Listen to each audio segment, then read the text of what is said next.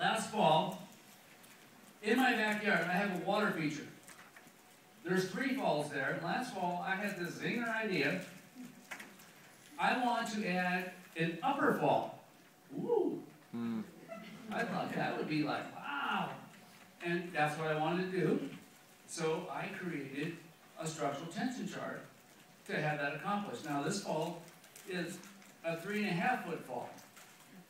So it's a much bigger project. I set out to do that.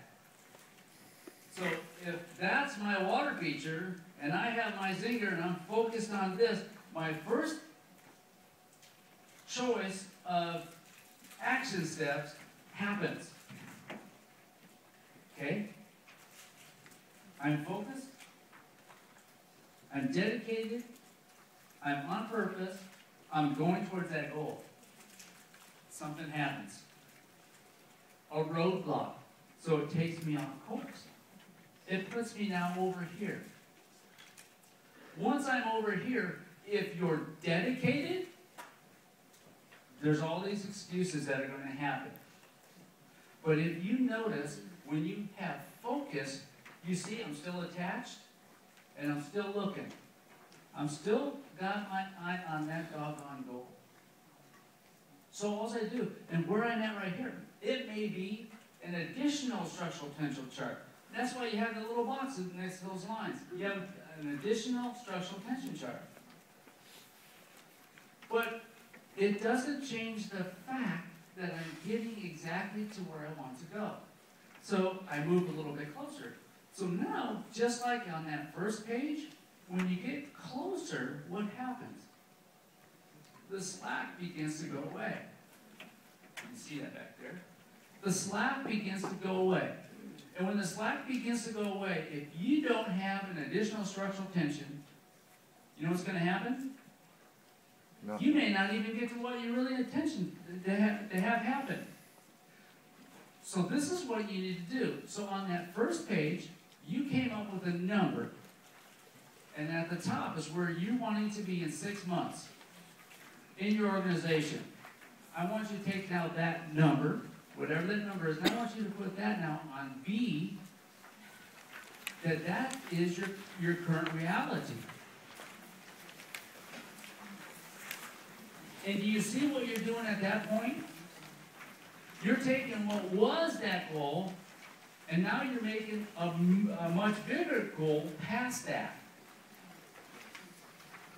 Do you see that? Does it make sense? So once I do that, and then I'll say, all right, the next 6 months past that, that's the new number you're going to put in B at the top.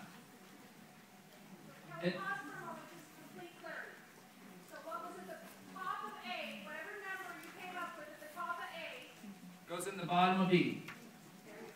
Goes in the bottom of B. And the new number, the new 6-month number, goes at the top of B. And when you do that, this is what's going to happen. And that's the reason why you take a look around, and why is it that those people always get their goals? Why does it always happen for them and never for me? That's why. Because now, when I'm halfway there, I've already made my first goal. I've already completed that first goal. And remember, that was an insurmountable goal. That was a place that you weren't ever going to arrive. Does that make sense? Yeah. Does that change a little bit of the orientation that you have? So, if you knew that you could create a zinger, or you could simply create a goal, which would you choose? Which do you choose? And when? My hope was to give you a different idea for structural tension. I really hope that you implement that, you use it in your business and in your personal life. I know that you'll be glad you did. Thanks, guys.